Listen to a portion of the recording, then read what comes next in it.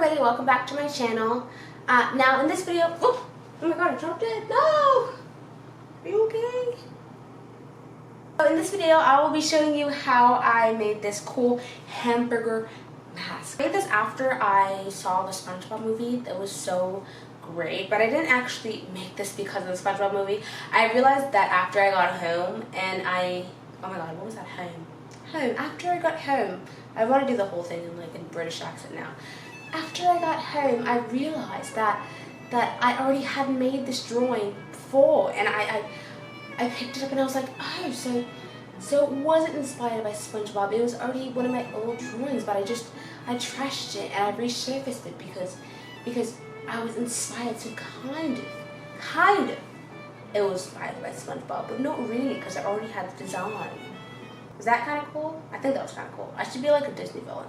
That would be cool, wouldn't it? I hope you enjoyed this video, and without further ado, let's get into the process of me making this cool hamburger mask. Yeah, you read that right, or whatever. You're watching the correct video. I did make this into a mask. I don't know why I did, but I definitely did. So, here is how I made that mask. So first, I cut out a strip of ketchup, lettuce and burger and cheese. Or actually, I didn't cut out the strip of cheese because that wasn't a ruffle. But I cut out the 3 ruffles and I ruffled them because that represents ketchup, lettuce, and the burger. So that's what I did. I searched long and hard for fabric that resembled like a burger color. I used the same for my donut mask and it turned out pretty well. So I'm proud of myself for having an eye or having a will to get it perfect enough that I spent 3 days going to Value Village to find the perfect fabric to sew. Yeah, I know, right? I'm so cool. The cheese was actually a little bit tricky to do. I had an already cheesy looking fabric, and it looked so much like cheese that I wanted to friggin' eat it. And I forgot for a while that it was just fabric and it didn't have any taste, but it looked so delectable and so delicious and darn good looking. Am I right, guys? It looks so much like cheese. I want to eat it. But anyway, aside from my thirst to eat non-edible cheese, it was a bit tricky for me to get the cheese correctly because I had to fold over a side, cut the top, and make it into a triangle, and then fold over that side. I'm pretty sure I'm not doing it right now, so I don't know how I did it, but I did it. Oh my god, Chef, go away!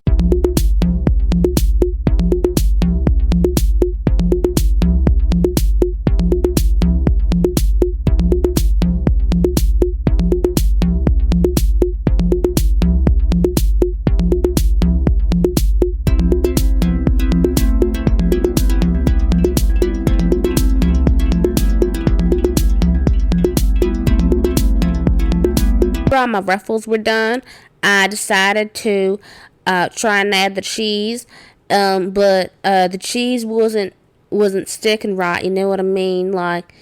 It was just it was hard to get the cheese on the right part of the ruffles because I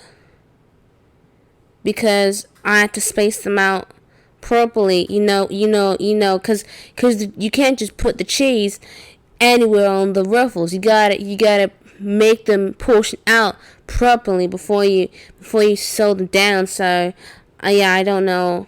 I did it, but I had to measure individually the parts of the fabric, and then I successfully put the cheese on the right part of the ruffles and sewed them down. While I was filming this segment, by the way, my dog was acting super weird. He was suspiciously eyeing the door, so I decided to ask him what he saw. Oh my god. I'm not gonna show it. Before we get to the video, just subscribe on my Instagram. Where are we? The picture. Hi, Chip. Yeah, you. What do you see? Oh my god. Hello, welcome to another episode of Cheap versus Expensive. We're starting off with a cheap one. It's gonna be a cool... Unfortunately, Chip did not decide to fill me in on what he saw, so I will never know the mysterious thing that was at the front of the house. Anyway, the stitching on the top of my mask is probably like the coolest thing about this whole mask. Like, I don't know why, but it gives it like a really preppy, like, hamburger feel. I don't know why, because like hamburgers literally, like, they're really disgusting and greasy, at least for a preppy person to eat. So I'm really glad that the stitches kind of transformed it in a way where like it'll be more preppy and cool, you know, cute like SpongeBob. But like also it was like completely unintentional, so that's again why I'm super happy. I literally designed this mask so I didn't have to do stitching at the top, but I had to do stitching because some of the seams were showing. And it turned out very, very well. Better than expected. It literally brought the whole mask together. I'm so happy. Ah. The final step of making this beautiful masterpiece was to put the freckles. Now, these freckles were originally bigger in my design, but I decided to make them smaller because, you know, they just looked better smaller since sesame seeds are like small. So the sesame seeds on the mask should be smaller.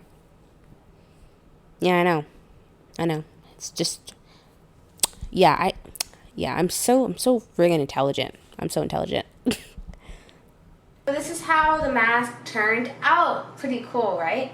I'm pretty sure this is my second favorite because it's just, I love it so much. Like, I don't know what I did in my mind, because I never thought that originally when I designed this that this was going to be anything special. It was just originally like it was because like I had trashed another one of my designs that I didn't really want, and I needed just something to fill in quickly, and then I got the idea of this and I was like, oh yeah, I'll just toss it in there. But it actually ended up being like my second favorite. Like my favorite's obviously my first baby, my first pastel pink mask with all the hearts on it and cool stuff, but this is like definitely my second favorite. I especially love how I did the stitching at the top. This was actually not supposed to be stitched at the top. Like I made this mask specifically to cut out the labor of having to stitch again, and because it was absolutely excruciating on my pastel mask.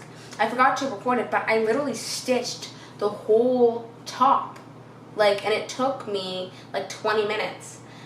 Like, doesn't seem like a lot of time, but I did that for 4 masks, so it took me like an hour. I was just an hour like stitching and stitching and stitching and stitching and watching Beyblade. Like, oh god, it was taking so long, but I'm really glad I got it done. And I really love the stitching on this one. I don't know, like, because I did it in like X's, like, and like the X's aren't even uniform because I was messing up the X's actually. This wasn't meant to be not uniform. I was supposed to just have like X's all uniform down here, but I think like the fact that they're not uniform kind of adds to the coolness of it. Like, I'll take it closer. Cool, right? Like they're not uniform, but they look kind of cool not uniform. So I'm really happy with it. I hope you are too. And that is the end of this video. If you liked this video, drop a thumbs up, comment down below what you think on the mask, which of my masks so far are your favorite. I'm going to be taking my leave now. Definitely subscribe to my YouTube channel if you like this stuff, because I do a lot of this type of stuff. All the sewing stuff, all the creating everything that I love, all the aesthetics that you see on my channel, that is who I am. And if you like that, then definitely subscribe to my channel so you don't miss videos that I make, and tap the notification bell, because I'm pretty sure, and do it like on all videos, because I'm pretty sure that YouTube doesn't notify you if you do it on like some. I heard that was the case. So yeah, I will see you in the next video. Bye.